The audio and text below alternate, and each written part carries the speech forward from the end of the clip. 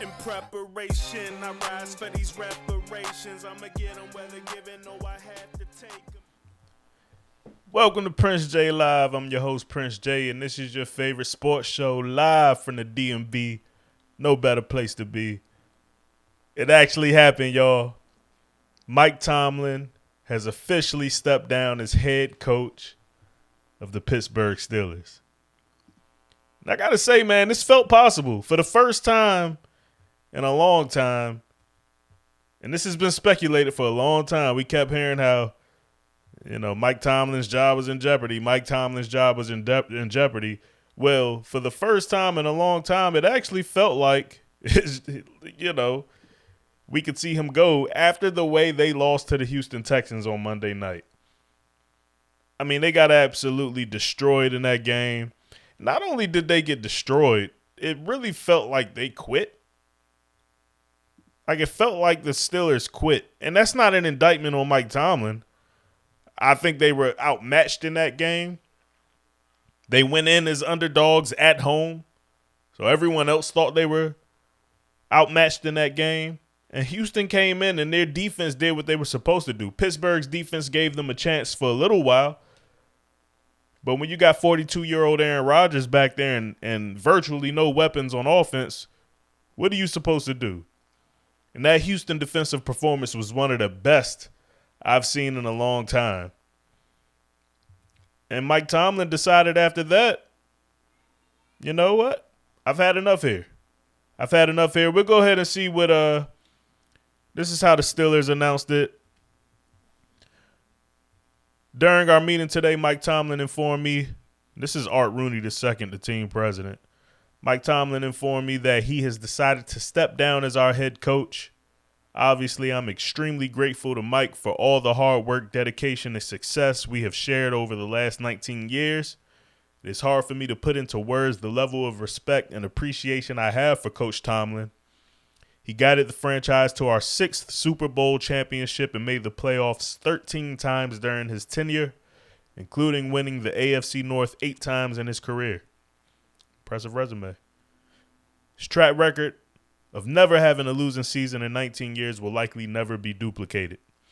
My family and I, and everyone connected to the Steelers management, are forever grateful for the passion and dedication Mike Tomlin has devoted to Steelers football. Well said, man. And I want to be clear. This was Mike Tomlin stepping down from the job. This was not the Steelers firing Mike Tomlin. It was reported that Mike Tomlin stepped down, and that statement pretty much confirmed that that's what it was. Mike Tomlin decided, he had enough of hearing about how his job was in jeopardy. This was the statement from Mike Tomlin. After much thought and reflection, I have decided to step down as head coach of the Pittsburgh Steelers. This organization has been a huge part of my life for many years, and it has been an absolute honor to lead this team.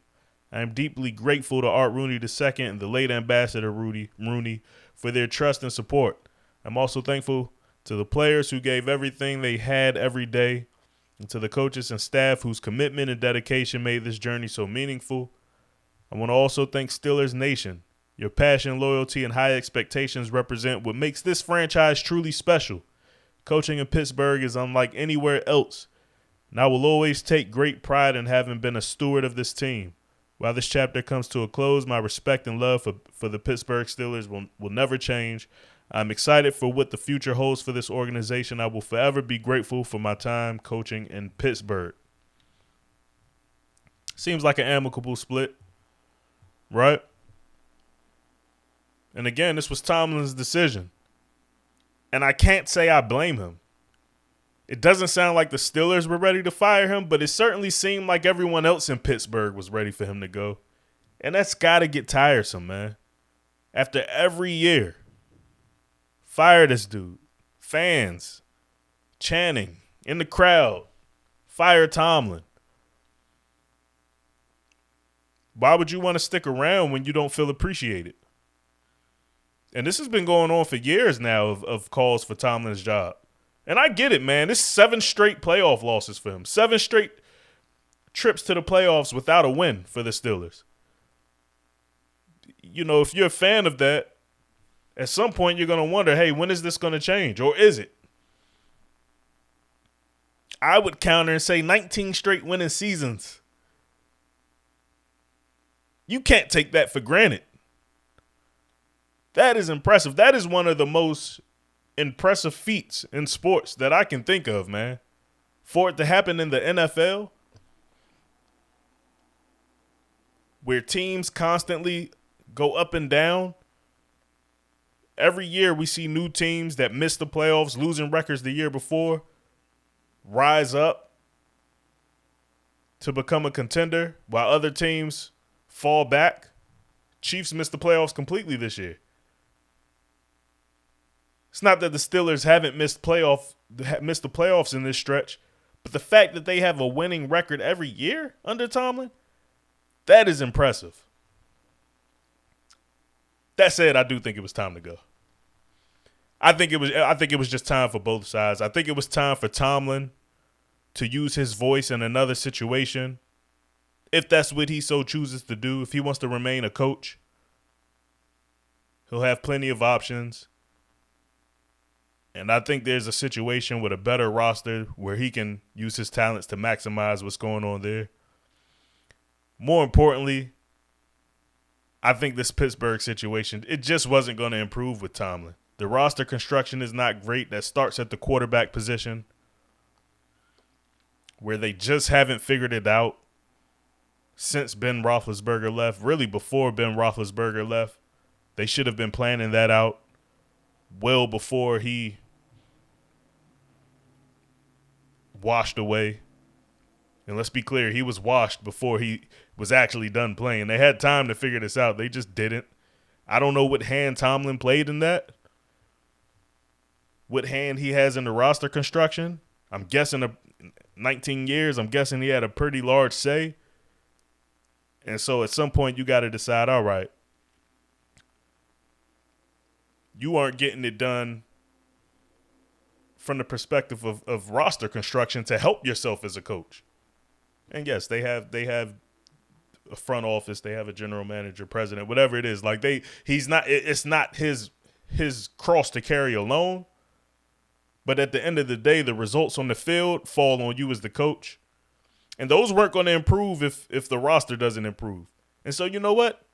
Let the Steelers organization figure out what they're going to do with this roster, what they're going to do with the quarterback position. Mike Tomlin doesn't need to be there to do that, because all he's going to do is just elevate a mediocre team to make the playoffs or get close enough, bad draft position, and then you can never really fix it. Mike Tomlin is just so good that he never gives the Steelers a chance to really fix the core, the real root of the issues with the team. And so where do the Steelers go from here? They have to get younger. We're going back to that quarterback position. Aaron Rodgers, 42 years old. He's a free agent. We don't know if he's going to retire. He should retire. I mean, like, you got nothing else to prove, A-Rod. He got his butt kicked. Houston put a beat down on him in that Steelers offense, man. Go hang out with your wife, who nobody knows who she is. You know what I mean? Go be a family man, A-Rod. Steelers, get younger at the position. Will Howard, is he the future? Who knows?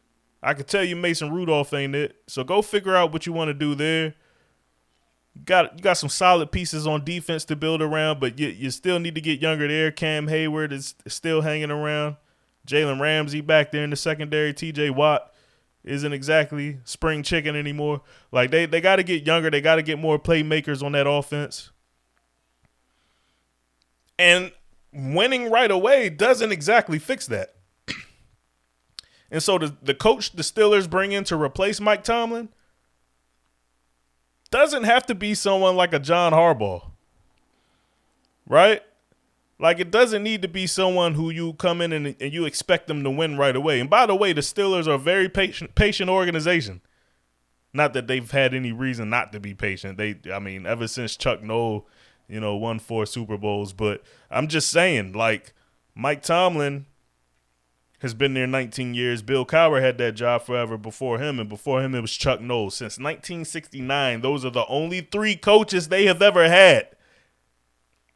They are searching for their 4th coach in the last 57 years. They are a model of consistency, or stability, better yet, at that position.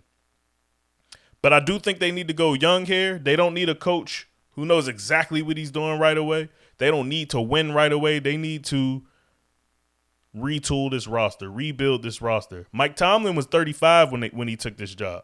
Bill Cowher was also 35. Chuck Noll was 37. These guys were young. They hire young. And there are guys like that, hot names right now on the coaching market that they can bring in that fit that description. Mike LaFleur, Rams offensive coordinator. Clint Kubiak, Seahawks offensive coordinator. Those guys are 38. Jesse Minter, a little bit older. Mike McDaniel, a little bit older, but still on the younger side. Those guys are 42. Minter, by the way, that's the Chargers, DC. Y'all know who Mike McDaniel is. Even someone like Brian Flores, who has been on the Steelers staff.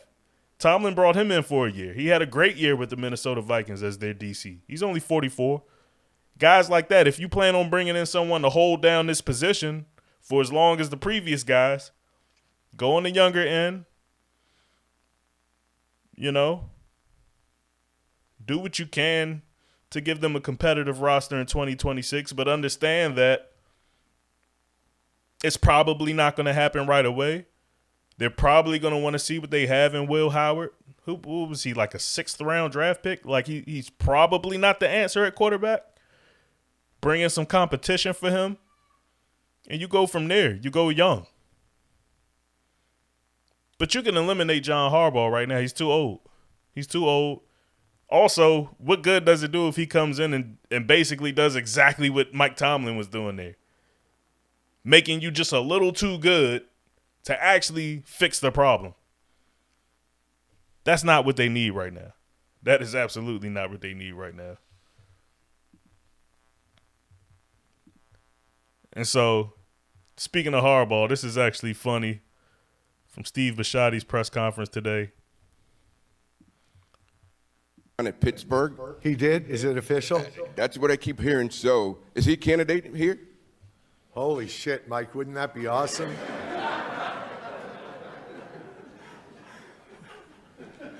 Only if John takes the Pittsburgh job.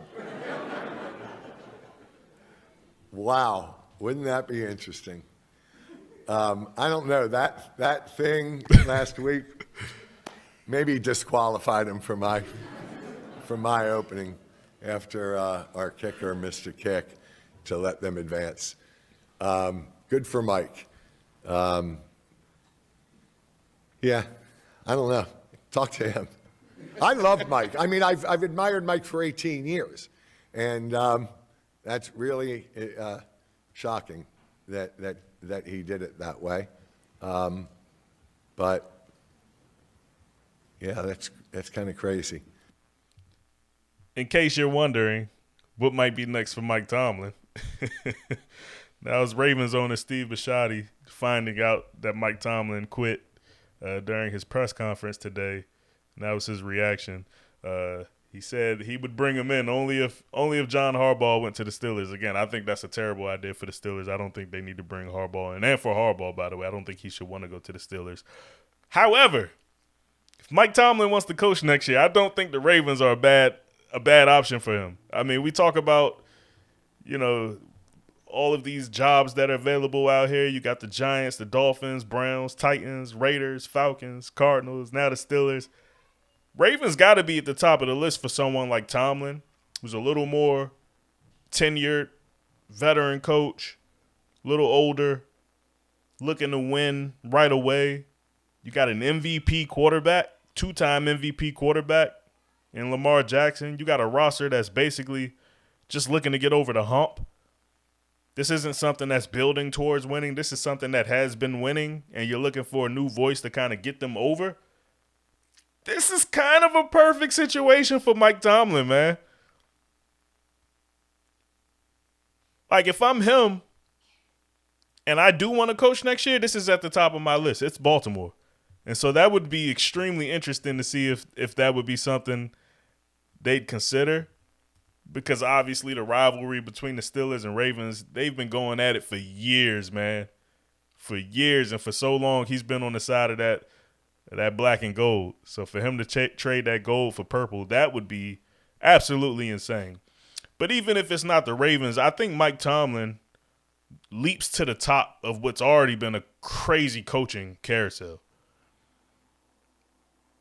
I mean, there are teams that are already so deep into their coaching search and interview process. Maybe they don't throw Tomlin up there, and maybe Harbaugh is a better fit for some of those situations anyway. But for the teams that weren't in the Harbaugh running anyway, Mike Tomlin has to be at the top of your list. Especially if you're a team that you feel like you have a roster ready to win now. Like if you're the Titans, you'd love to have Mike Tomlin. But realistically, what do you have to offer Mike Tomlin that he's interested in? I don't think he's interested in seeing if Cam Ward is the future. I don't think he's interested in seeing if the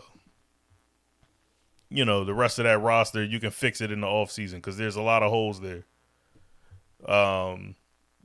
If you're the Cardinals,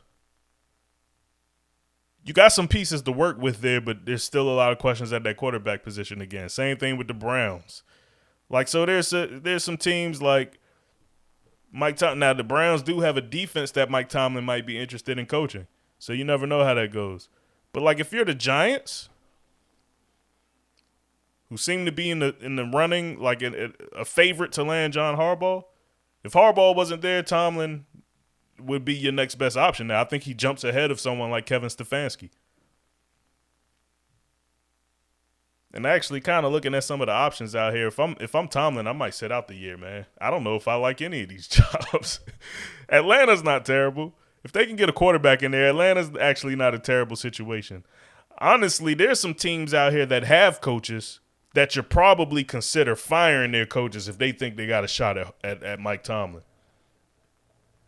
If you're the Tampa Bay Buccaneers, you're telling me Mike Tomlin wouldn't be an upgrade over my guy, whose name is escaping me right now? Y'all know the guy in Tampa. Green Bay. If you were already thinking about letting Matt LaFleur go, that would be crazy. A-Rod, Tomlin met in the Super Bowl all those years ago. A-Rod comes to Pittsburgh. What if Tomlin went to Green Bay? Dallas. I mean, Shoddy, he seemed to have a decent season in his first year with Dallas. A lot better than I think people were expecting. But he didn't do enough to say they can't fire him and replace him with a Mike Tomlin. At the top of that list, I think Cincinnati should be on the phone with Mike Tomlin right now. Mike Tomlin hasn't had a quarterback since Big Ben. You give him that offense in Cincinnati where he doesn't have to worry about offensive production. All he got to worry about is whipping that defense into shape. Cincinnati needs to be on the phone with Mike Tomlin right now. But again, maybe that's something he's got to wait a year for.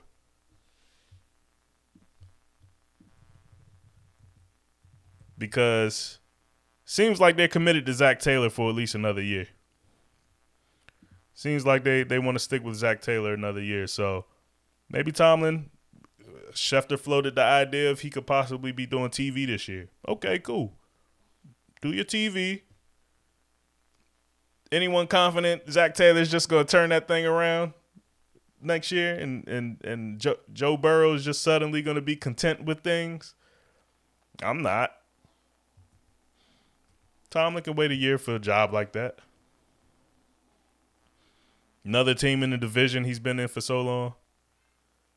So, yeah, this has been a crazy coaching cycle, and Tomlin leaving Pittsburgh just adds to the craziness. Speaking of coaching moves, the Eagles fired Kevin Patullo as offensive coordinator. I don't think this comes as a surprise to anyone. The reporting on it was a little confusing. Actually, let's see if we can pull that up. So this was the Eagles statement, and it's from head coach Nick Sirianni. Sirianni said, I have decided to make a change at offensive coordinator. I met with Kevin today to discuss the difficult decision, as he is a great coach who has my utmost respect. He's been integral to this team's success over the last 5 years, not only to the on-field product, but behind the scenes as a valued leader for our players and the organization. I have no doubt he will continue to have a successful coaching career. Ultimately, when we fall short of our goals, that responsibility lies on my shoulders. So he said he was making a change at offensive coordinator, but that doesn't say that they were getting rid of Patullo. And I bring that up because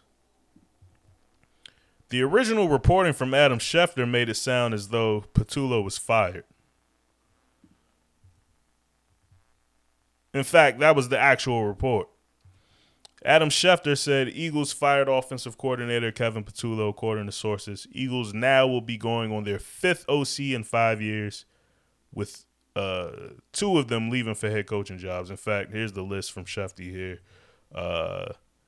Shane Steichen to Brian Johnson to Kellen Moore to Kevin Patullo, and now another in 2026. But Schefter also said in another tweet that the Eagles haven't decided whether or not they actually are going to fire Patullo. There's a possibility they keep him on the staff. And so, hey, man, I don't think that matters that much, to be completely honest with you. If they want to keep him on the staff, cool, but he absolutely cannot call the plays anymore. This had to happen. They had to get rid of him. The play calling was awful, man. You guys saw it in the San Francisco game. You can't show up in the playoffs like that. And a lot of people are pointing the finger at Jalen Hurts. He's taking a lot of heat for the struggles of that Eagles offense. But here's my thing about that. They committed to him. You're committed to this quarterback. I don't know what limitations he has. I'm not that in the weeds with it. Apparently other people see things that he has limitations as a quarterback and a thrower and a passer that limits what they can do on offense. They don't even try certain things on offense because of the quarterback. But that's the job of the coaching staff. Is to maximize what the quarterback can do. If he can't do these things, okay, well then you need to figure out how to do these things he can do very well. They won a Super Bowl doing it. So what was so hard about it this year? Defenses figured it out. Okay, that's your job as a coaching staff to counter. I don't want to hear this about Jalen Hurts is the problem. We saw the guy not only win a Super Bowl, it's not like he got carried in that Super Bowl or in either Super Bowl. He was one of the best players on the field in both Super Bowls that he's been to. Took the team to 2 of them. And so when the team committed to him by signing him to a 5-year extension back in 2023, that put the onus on the coaching staff to figure out how to win with this guy. Not only because we think it's possible, but because we have proof of concept. And so, yeah, it's on Nick Sirianni now. It's on Nick Sirianni to – it was on him last year, if we're being completely honest, because – yes, Patullo was your hire. You put him in that role as OC. You're also an offensive coach. That's your background. So if it wasn't working out, at what point were you going to step in and figure something out? And okay, cool. It's a lot going on in season. Couldn't do it. You make the change here. That was necessary. Now it's on you to find someone who can come in here and make this thing work with Jalen Hurts. And look, you only got 1 year to do it. Really, I mean, unless they decide to extend him, from what I can tell, based on over the cap numbers, Jalen only has 1 year left of guaranteed money on his deal. So if he is the problem, they can part with him after this season. But I got to tell you, man, if they don't figure it out, if Sirianni doesn't figure it out, they probably just get rid of both of them. And we know the Eagles have no problems getting rid of a Super Bowl MVP quarterback.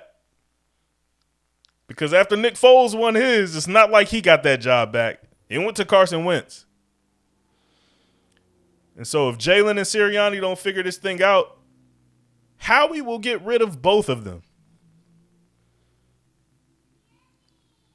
If they do figure it out, then all of this stuff we're hearing about Jalen Hurts being limited and he's the reason the offense was bad this year, a lot of people are going to have to walk that back. And I got a feeling Sirianni will find someone who can figure out how to work this thing out. Then we'll be coming back and looking at Kevin Patullo like, yes, you were the problem.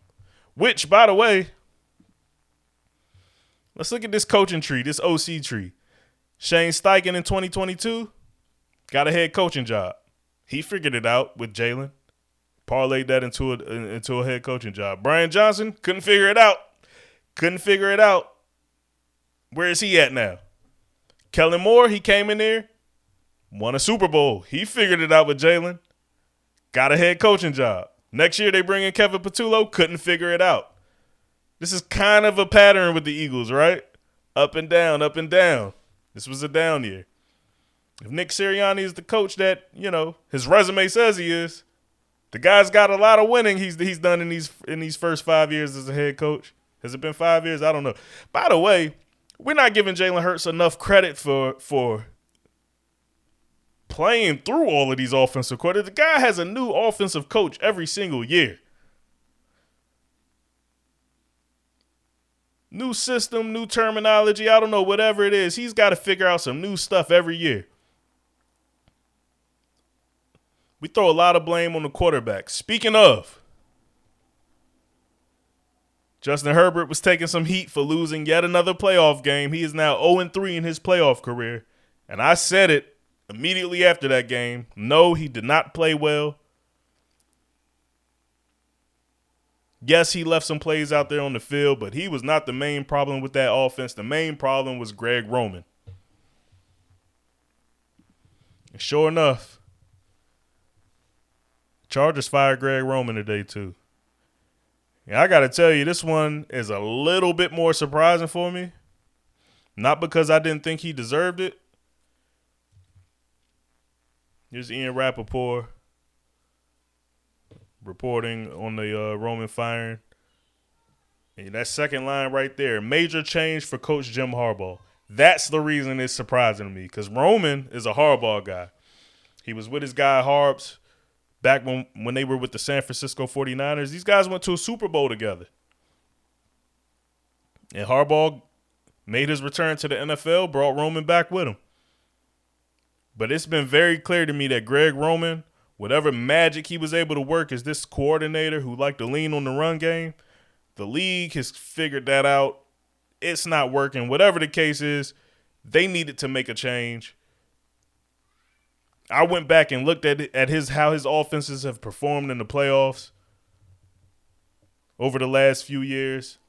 And since the 2014 playoffs, I want to say, his offenses haven't scored 20 or more points one time. Or let me get this correct.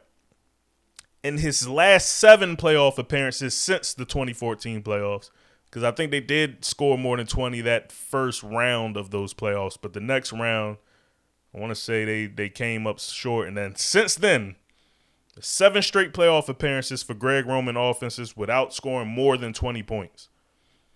They're 1-6 in those games, unsurprisingly. You can't score more than 20, you're not going to win. The one time they won, I think, is the one time they scored exactly 20 points.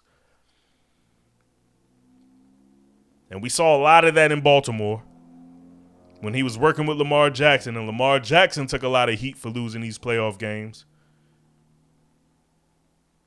They got rid of Roman. The performances started improving a little bit. I don't think that's a surprise, and I don't think we should be surprised if Justin Herbert looks a little better the next time he's in the playoffs with a new coach. That is if Jim Harbaugh finds the right coach to replace him. But this was a change they needed to make, man. That was an embarrassing effort by a team with what I believe to be a very talented quarterback. I don't think Justin Herbert is as bad as he looked. I've seen him look better than that, and I don't think it's fair what people did to or have tried to do to Lamar Jackson when he's come up short in the playoffs.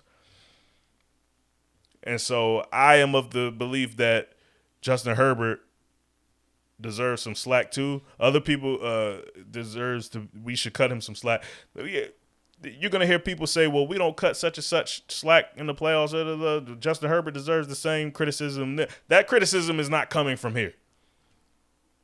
I just want to be clear about that. Like, I tend to go a little bit easier on the quarterbacks because I'm watching a little bit more than just the final stat line. Given the circumstances, considering his both tackles, Justin Herbert got his butt kicked out there, and they could not run the ball at all. Given the circumstances, I didn't think he was that bad, man. And I started off by saying, yes, he did leave some plays out there on the field, so I'm not trying to say he was perfect, but I think Greg Roman was the biggest issue there.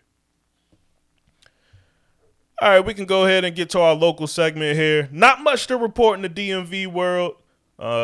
Tonight, Capitals take on the Canadians. They're looking to steady the ship. 4 losses in their last 6 games. Got to get it right there. The Maryland men are playing at USC. They're looking to snap a 3-game losing streak and get their first win in the Big Ten. It's been an ugly season for the Terps. And then finally, Steve Bisciotti, Eric DaCosta mentioned this earlier. We saw a little clip of it, but they had their press conference today, basically just addressing the head coach position. Obviously fired John Harbaugh, going into a coaching search here. And so I didn't think there was much that came from it that was especially interesting. Bisciotti did recommit to Lamar Jackson, said they want to work on an extension, said Lamar will be involved in the new coaching search. At the same time, I guess it did stand out a little bit that he said Lamar didn't have much say in his decision to fire Harbaugh, which to me, you know, if you're so committed to this guy, you're going to extend him, you're going to let him have a say in the next coach. And Bisciotti was clear, it's not going to be Lamar's decision who the next coach is, but he is going to at least weigh Lamar's opinion on it. He's going to let Lamar come in and be a part of the interview process. But that is interesting to be so committed to a guy, but then say his opinion on the Harbaugh thing didn't weigh much. Like, that was Bisciotti's decision and that front office's decision alone. Well, that basically says Lamar didn't, well, I don't know. Maybe that's just his way of protecting Lamar. But you would think that if they were so committed to Lamar and Lamar wanted Harbaugh to stick around, that would carry a lot of weight. And the fact that they fired him anyway, that tells me Lamar didn't exactly give Harbaugh the greatest vote of confidence. But Bisciotti did say, you can hear for yourself here. Let's pull it up.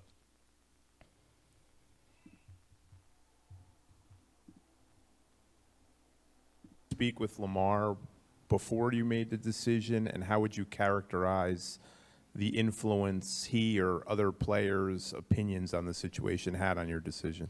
Yeah, I talked to a bunch of the veterans, it's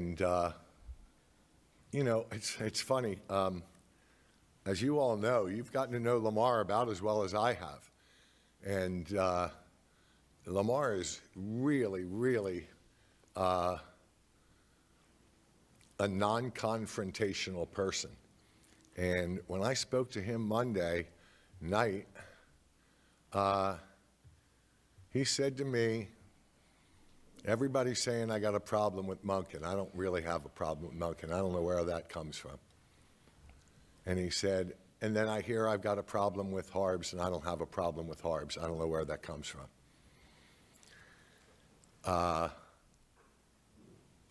Do we got to make changes? Probably, but that's probably more for you and E.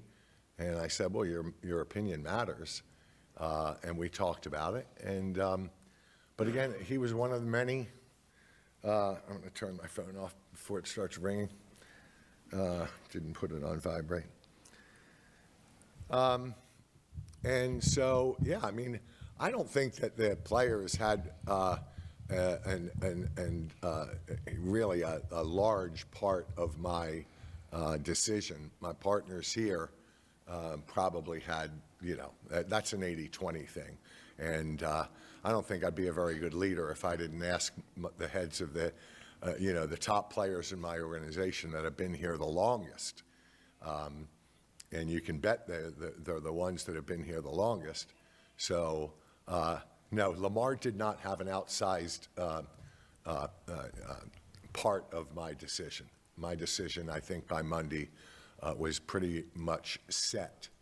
And I think by the time I got off the phone with Lamar, I had told him that I think my position was pretty set, and that, but when I hang up from you, I don't want you to think the decision is ironclad. So that was Monday night.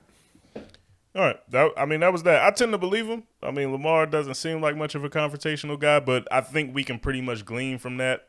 He let Lamar know that I'm leaning towards firing Harbaugh, and doesn't sound like Lamar stepped in and said, no, don't do it. Which, by the way, I'm not saying he should have. I mean, obviously there were some issues there. Maybe not between Lamar and Harbaugh specifically, or Lamar and Todd Monken. Just organizationally, something wasn't working. They were coming up short. Changes needed to be made, as he said, Lamar, said. And so Lamar wanted to leave it up to them, and they made the decision that I think was ultimately the right decision. I do think it was time for a new voice in there. And so, yeah, I don't think anything else stood out from the press conference other than that, and we'll leave it there. And that's that, y'all. No picks for the night, so we'll go ahead and wrap it up with that. I'm Prince J. Thanks for tapping in. Please leave your thoughts, like, and subscribe. And I'll catch you the next time I'm live.